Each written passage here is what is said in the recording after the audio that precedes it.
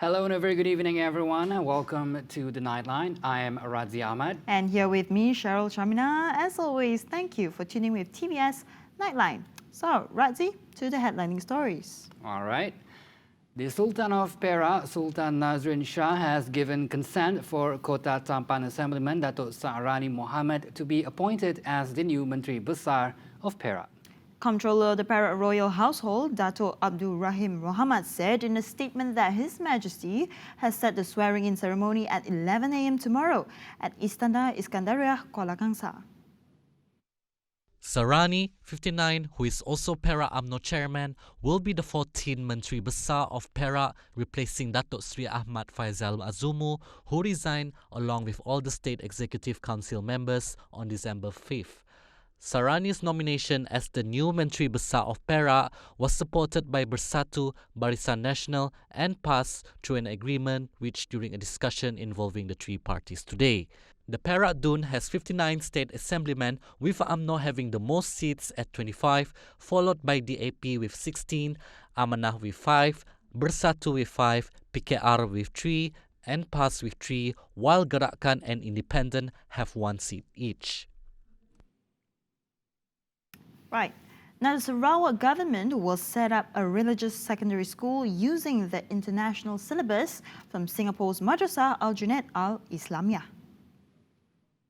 Chief Minister Datuk Patinggi Abang Johari Tun Openg said the construction costs will be borne by the government. The project is currently at the planning stage and is expected to be completed in 3 years' time. Kita telah buat keputusan untuk meneruskan pembelajaran yang berteras kepada Al-Quran dan juga ilmu dunia, dan kita mewujudkan sekolah menengah untuk meneruskan para penuntut kita dari sekolah rendah matahari.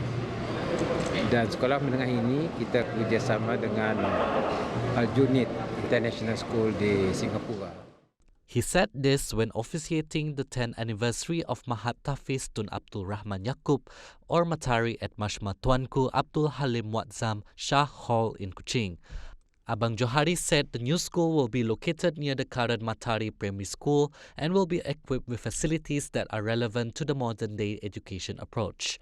He added the religious school will provide hostel facilities so students can live at the school and focus on their studies. Meanwhile, on the Matahari, he said it will be managed by the Sarawak Islamic Council starting next year. Saya ingin nak berkongsi di sini, saya telah membuat keputusan bahawa sekolah ini akan diambil alih oleh Majlis Islam. Kerana ongkosnya tinggi, biarlah kerjaan memberikan ongkos meneruskan sekolah Matahari ini. Dan ia berselaskan kepada Syllabus antarabangsa. Meanwhile, the school's headmaster, Abdullah Othman, said parents would not need to concern themselves about where to send their children after finishing primary school.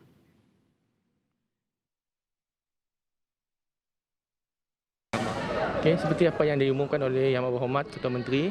Okay, jadi persiapan-persiapan seperti di segi kemudahan, di segi pembelajaran, kurikulumnya yang kita akan sediakan kepada murid kelak untuk sekolah menengah adalah perkara-perkara yang standing ataupun perkara-perkara yang seiring dengan peredaran zaman. Jadi perkara itu yang boleh menyebabkan ibu bapa akan jadi lebih yakin untuk menghantar anak-anak ke sekolah kelak. He said that the improvement on the Matahari reflects the government's dedication to develop the Islamic education in the state. He also said that the Sarawak Islamic Council will take over the management and provide long-term benefits to its students.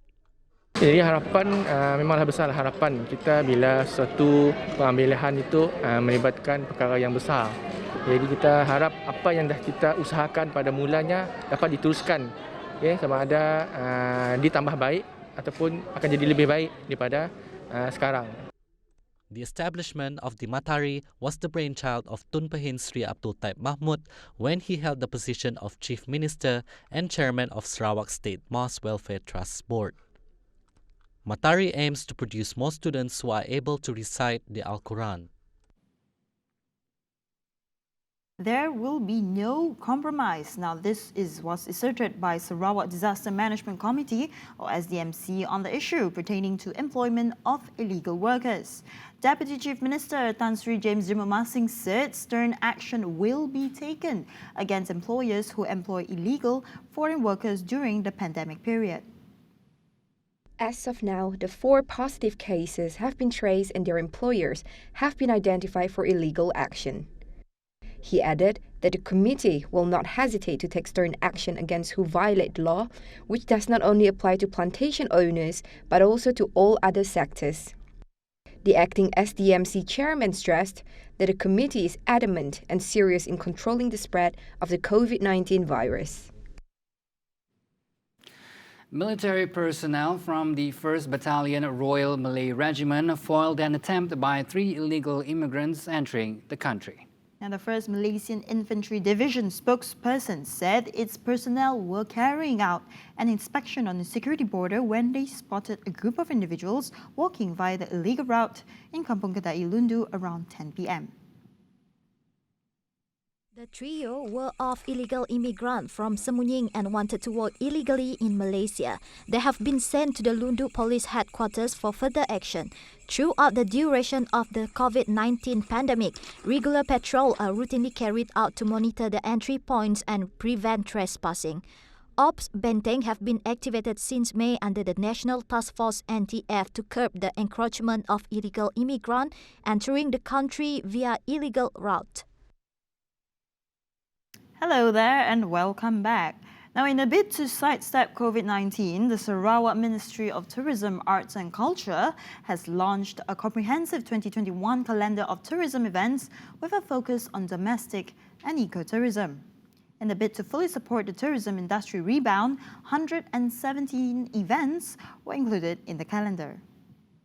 Assistant Minister of Arts, Tourism and Culture, Datuk Sebastian Ting Chew, emphasized that the calendar was created to encourage and attract both local residents and visitors to immerse themselves in the state's diverse culture.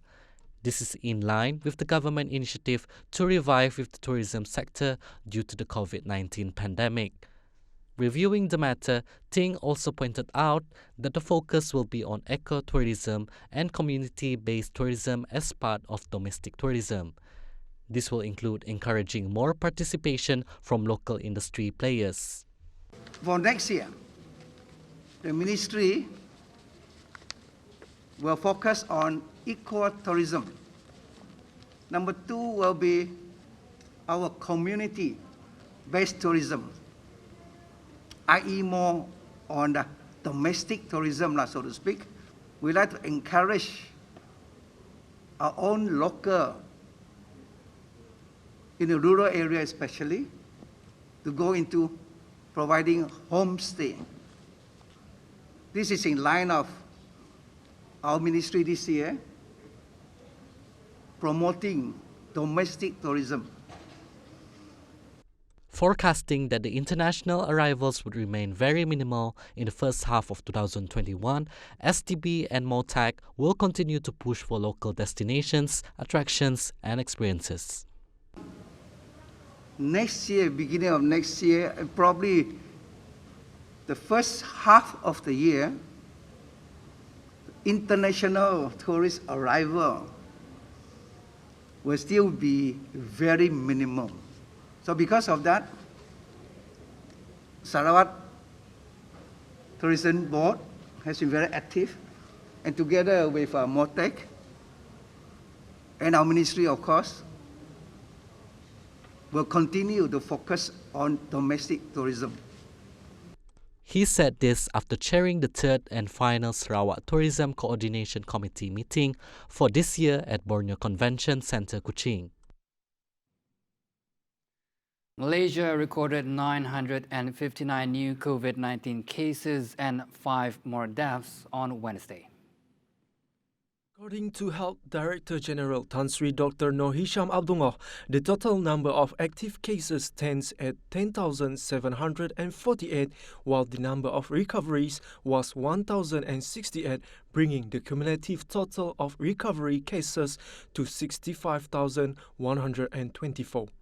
He added from the 959 cases today, 953 were local transmissions, with the remaining cases imported. Meanwhile, in Sarawak, no new COVID-19 cases were recorded. The number of positive cases in the state stands at 1,072. There were also no new clusters reported, with only 4 active clusters left in the state, namely the Besi cluster, Jalan Abel cluster, Green Hill cluster, and Wisma Saberkas cluster, all of which located in Kuching. Now, Deputy Chief Minister of Sabah, Datuk Seri Bung Mokhtar Radin, has expressed his willingness to become the first test subject of the first COVID-19 vaccine in Malaysia. He said this in response to the suggestion that it should be tested on politicians first. Dan kalau ada perlu dites awal-awal seperti tadi, saya lah orang pertama menawarkan diri. Teslah, saya tak takut pun. Saya mau sihat. Kalau rakyat, saya bagi tahu rakyat di luar sana, jangan bimbang. Sebab pembekal vaksin ini memberi jaminan bahawa dia adalah vaksin yang tulen dan bukan tiruan, bukan palsu punya. Jadi ini boleh, kalau ada vaksin ini bermakna kita boleh membebaskan masyarakat kita yang daripada menghadapi positif COVID ini. He said this when debating the 2021 budget allocation for the Ministry of Health at the committee level in the Dewan Rakyat sitting. He was responding to Wong Ling Biu, who claimed that his family members, including his national athlete's son, Jackie, were used as test subjects after they were tested positive for COVID-19. Bung Mokhtar also recommended that the vaccine should be tested on politicians first to ensure its effectiveness before it is to be given to the people. A total of 2,742 Malaysians are currently in prison abroad for crimes including drugs, fraud, credit card forgery, as well as customs and immigration offences, the Dewan Rakyat was told today. Deputy Foreign Minister Kamaruddin Jaafar said the number was based on the latest information received from the diplomatic missions abroad. He said the Malaysian missions abroad had a role in providing consular assistance to any Malaysian detained in a foreign country in line with the Vienna Convention on Consular Relations 1963. Bantuan konsuler yang termaktub di bawah akta ini termasuk memaklumkan penahanan mereka kepada pihak keluarga atau waris serta memastikan kebajikan, keselamatan dan kesihatan tahanan senantiasa terpelihara. He said this in response to Syrian MP Dato' Sri Richard Riyad Jaim, who wanted to know the latest number of Malaysian citizens imprisoned abroad and the ministry's efforts or measures to assist them. Kamaruddin stressed that the government is always ready to give assistance and is always concerned about the welfare of every Malaysian abroad. He said the Malaysian diplomatic missions abroad must also respect the local legal process and should not interfere in the legal affairs of the country. Seseorang individu yang ditahan di negara asing perlu bersedia untuk melalui proses perundangan di negara tersebut. Moreover, he advises every Malaysian who are planning to travel abroad to be vigilant and understand the rules and the regulations of the country to prevent them from getting detained. Now, the country's unemployment rate continues to record a downward trend of 0.7% to 4.6% last September, compared to 5.3% recorded in May. Human Resources Minister Dato' Sri M. Saravanan said the unemployment rate in December is expected to further decline to 4.5% and that the trend would continue into 2021. Pemulihan pasar buruh Malaysia dapat diperhatikan dengan kadar pengangguran menurun daripada paras tertinggi iaitu 5.3% kepada 4.9% iaitu 773.2 ribu pada Jun 2020. Kadar pengangguran terus turun kepada 4.7% pada Julai dan kekal pada kadar 4.7% pada Ogos 2020. Data terkini SCB pada September 2020 pula menunjukkan kadar pengangguran telah menurun kepada 4.6% dengan bilangan penganggur seramai 7,375,000 orang. The latest data from a labour force survey in September indicates that the unemployment rate has dropped to a 4.6%, with the unemployed numbering at 737,500 people. Saravanan said based on the ministry's data, the number of layoffs reported by the Social Security Organisation's employment insurance system until November 27 was 99,696 people. Sementara itu, seramai 120,296 orang daripada 372,934 pencari kerja pula telah berjaya mendapat pekerjaan. Pada masa yang sama, Tuan Yang di-Pertua, pelbagai pakej rangsang telah disediakan oleh kerajaan bagi membantu mengurangkan impak negatif pandemik ini terhadap ekonomi termasuk pasaran buruh. Meanwhile, continuous improvements can also be observed, even at a moderate level. The matter was reflected through the monthly positive growth of manpower since June 2020, including an unemployment rate that is on a downward trend. Welcome back. The intimacy, bilateral cooperation and diplomatic relations between Malaysia and Brunei need to be further strengthened for the common interests and economic well-being. Now, the Yang di-Pertuan Agong Al-Sultan Abdullah Riayatuddin Al-Mustafa Bilal Shah expressed confidence that the flow of trade and investment between Malaysia and Brunei could be further enhanced. He said this especially enhanced the business cooperation in the micro, small and medium enterprises sector. Al-Sultan Abdullah said this when he was granted a farewell audience to High Commissioner of Brunei to Malaysia, Datuk Paduka Alaihuddin Muhammad Taha, and his wife, Datin Mariani Bongsu, at the Istana Negara. Alaihuddin completes his tour of duty at the end of this month, having been the envoy since November 25, 2014. Al-Sultan Abdullah also expressed his gratitude to Alaihuddin for his 6 years of service in Malaysia, especially in strengthening bilateral relations and cooperation. Now, the Malaysian Anti-Corruption Commission, or MACC, has not yet received any reports regarding smuggling activities across borders. Kedah Malaysian Anti-Corruption Commission, or MACC Director Datuk Shaharom Nizam Abdul Manap stresses that the agency will continue monitoring and urged all parties to report immediately. A total of 73 individuals, including 30 civil servants, have been detained in Kedah for misconduct, abuse of power and false claims during January 1 to November 30. In total, 25 private employees and 18 people were also arrested, and various assets worth 1.6 million ringgit have been frozen. A total of 70 compounds amounting to 3.45 million ringgit have been issued to telecommunications companies this year for registering prepaid SIM cards without verifying user information. The Malaysian Communications and Multimedia Commission, MCMC, in a statement on Wednesday said the latest was last December 4th, involving 15 compounds worth 750,000 ringgit, which were issued to 5 telecommunication companies.